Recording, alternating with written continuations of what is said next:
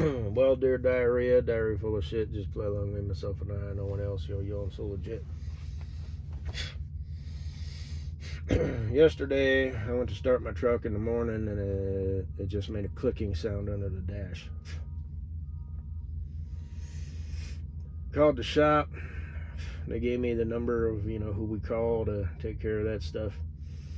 They came out. There was a code. It said starter relay sensor. All the guy could tell me is it was a glitch. So that tells me it was just technology apart, failing. And I said, that's the thing about trucks these days with all these electronics and sensors and whatnot is if your windshield washer fluid level sensor goes out, it takes out something else with it. And he said he worked on a truck one time where the dome light in the sleeper was out and it took out the guy's Jake brake. So he disconnected that fuse or something and his Jake brake was working again. So that's some faggot fucking shit, yo. And I don't know if that's modern engineers being stupid, anybody under 40. For something like that, that level. For some things, like a mechanic, for example, you can lower that age. Anybody under 30 ain't worth a shit. But for something like engineering, go ahead and up that to 40. Like I said, these Boeing, like I said, that's not an individual thing, the Boeing airplanes. The tires and shit is an individual thing, I think. But I think what's happening is the CEOs and whatnot are all in their 30s, or at least the majority of them, and they're the ones who are making these decisions and cutting corners.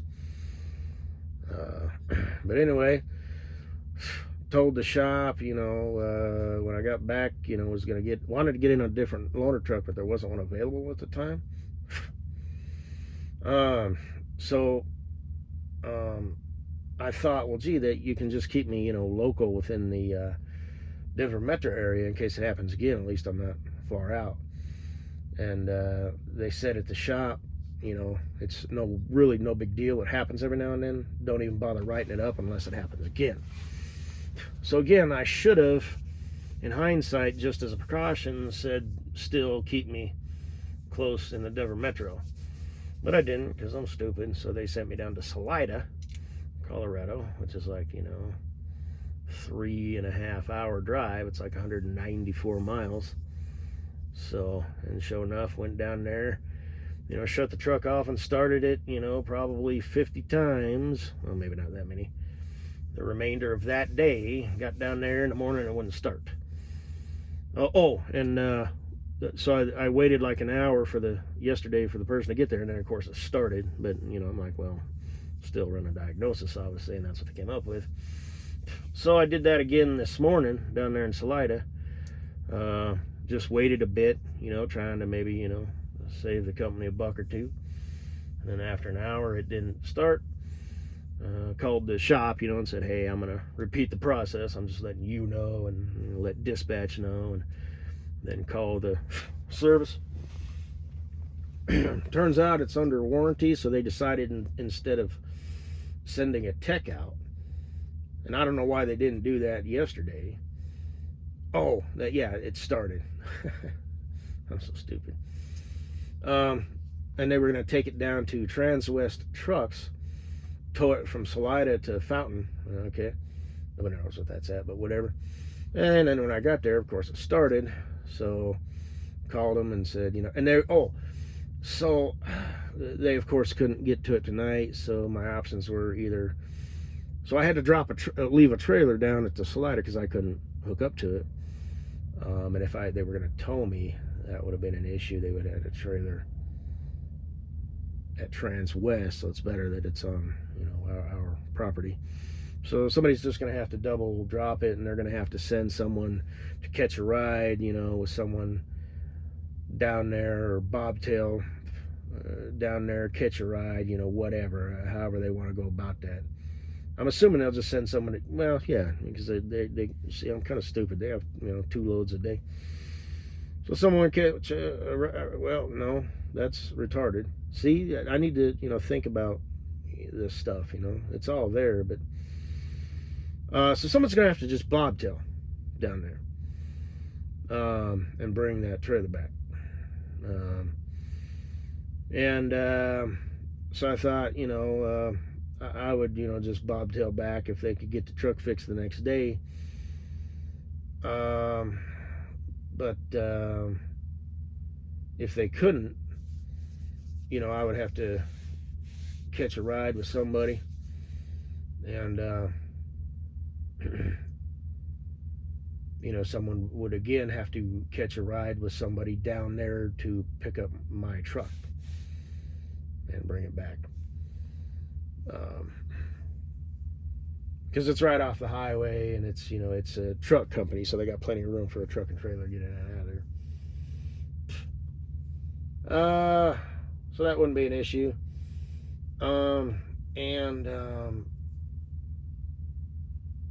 But they weren't positive that they could get it done tomorrow, so they were going to have me just, a driver, if they had the hours, would swing by and I'd catch a ride with them. A guy did have, well, he didn't quite have the hours, but I did. He had 2 hours and I had 3. I had like 3.5, and he was going to be there soon, so he'd drive out his 2, and then we'd team it. I'd switch drivers and we could get back. Then I'd load all my shit in his truck, and put it in a new truck. But as it turns out, I was able to just drive the truck up and just don't shut it off. They do have chocks in these trucks. If you need to have them run, you need to release the air brakes. Now, obviously, I wouldn't really feel comfortable with that, but what are you going to do? Somebody could just kick the chocks out, whatever. Wedge them in there as tight as you can, but you know what I'm saying? And if you're under a trailer, then just, you're hooked up to your trailer, so leave your trailer brakes released. But I'm up here. I got a new truck just for tomorrow. I'm still sleeping in this truck. And I'll take all the shit out and just put it in my car tomorrow, so I don't have to put it in that truck and then take it out. I'm saving myself some work. And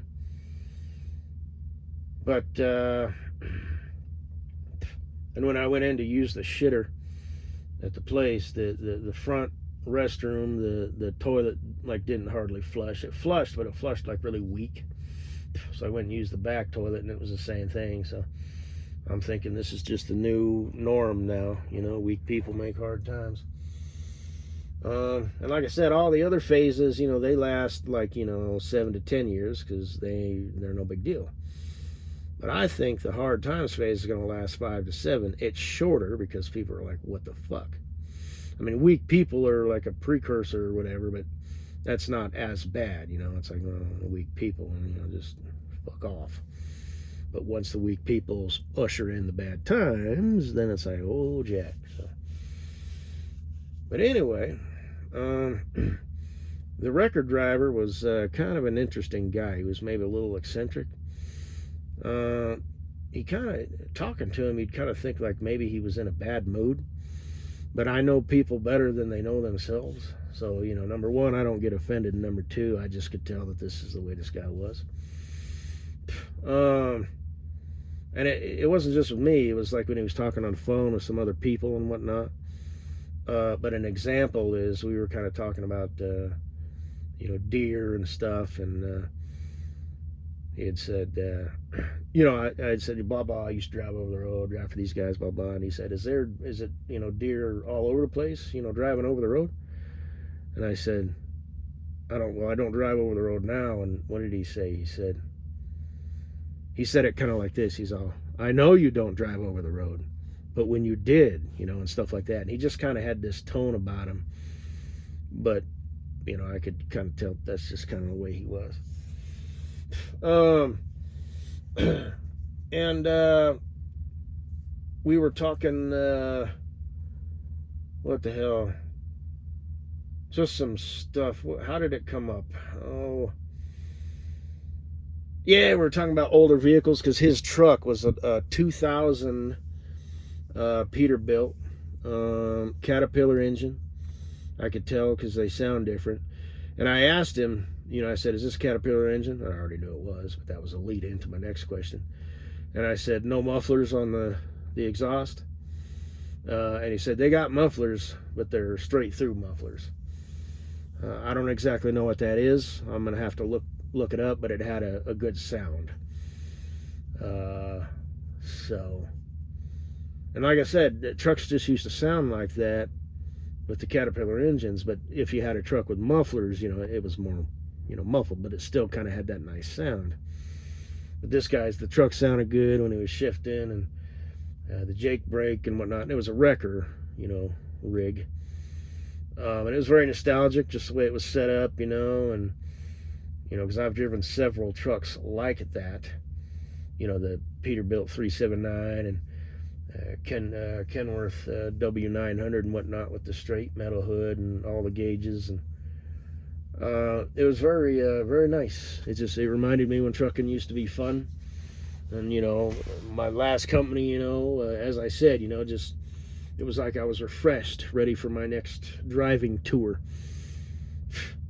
And driving down the drive, and looking out over that hood, and it was nice. And I liked being by myself, just chasing that white line and all that good stuff.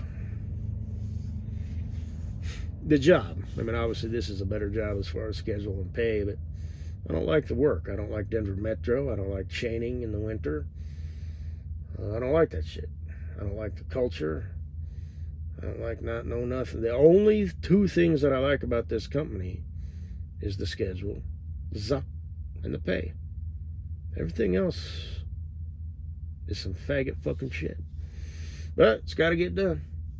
That's the nature of the work. So, but so I was talking about my S10 and my '82 Isuzu pickup, and I was just talking. I went through the drive-through, and I like driving it. This is my first car I bought when I was 16. It's tricolor, white, primer gray, and rust. Blah blah blah. And your truck is so cute, and hey, thanks. Hey, wait a minute, and we were just chatting, And he had an '82 Isuzu pup himself.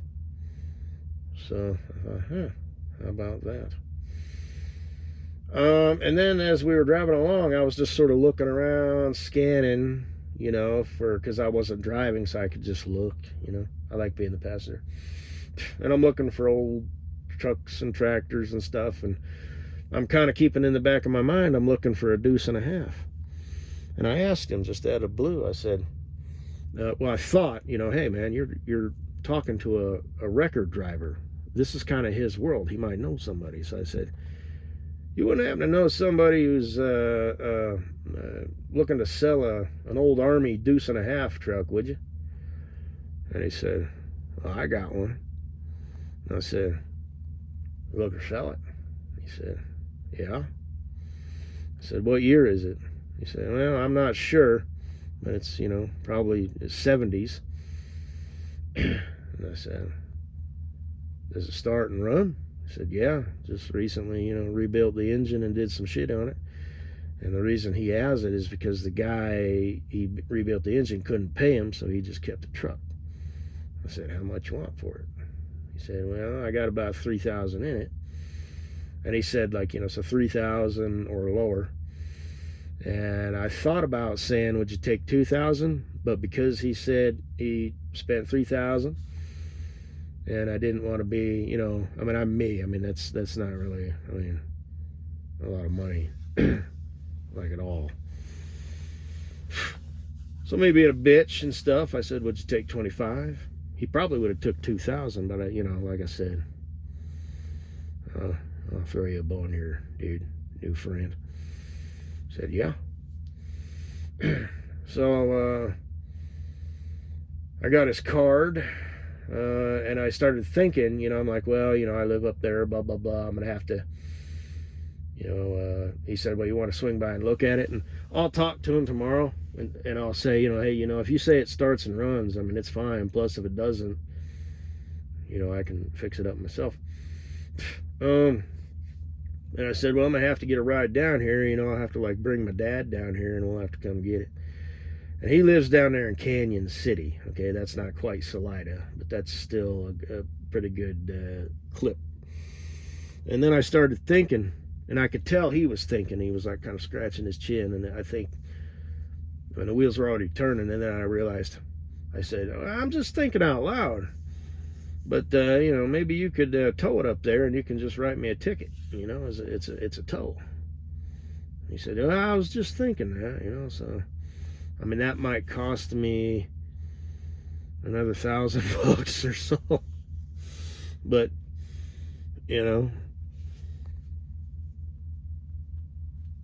I think it's almost worth it. You know what I mean? I mean, it's totally worth it to me. But there's still like the principle of the thing, you know what I mean? Like my future bestie Cool Breeze would be like, well, I'd go, well, I ain't got no friends, okay? I ain't got nobody. I just got my pops. Well, I could have my sister or my brother-in-law. I take that back. But the thing is, a deuce and a half, those things are beasts. They really don't do much faster than about 55 fucking miles an hour. So it would be a long drive. So, if it's just a measly, easy, cheesy, cool, crisp, $1,000, hell, bring her on up here, dude.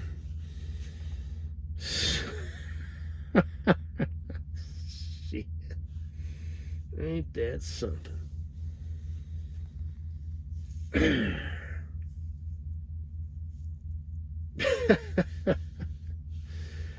wouldn't happen to know anybody is selling a deuce and a half old army truck, would you? Well, I got one. Shit. You wouldn't be interested in selling it, would you? Yeah. Fuck. And then I'm thinking it's just a shell, burnt out thing with bird nests in it. So I'm like, well, I already said all this shit. Is it start and run? Yeah, I just rebuilt the engine. Oh, fuck. And like I said, and that way it's a secret. I can keep, and like I said, my grandiose entrance. Hey guys, I bought another vehicle. And make sure they're all there, the pod. Come rolling in. Goddamn. Hopefully it's got like the star on the hood and shit. Oh, fuck, man. I'm a happy boy. I mean, it could, you never know. Shit might go south, but, I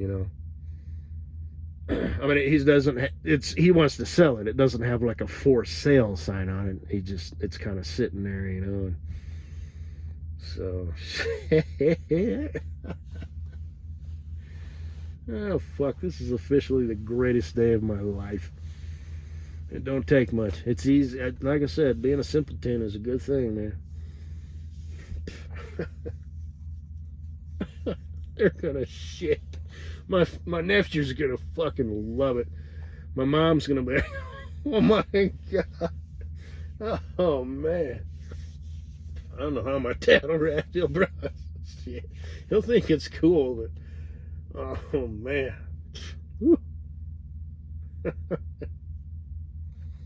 Fucking A.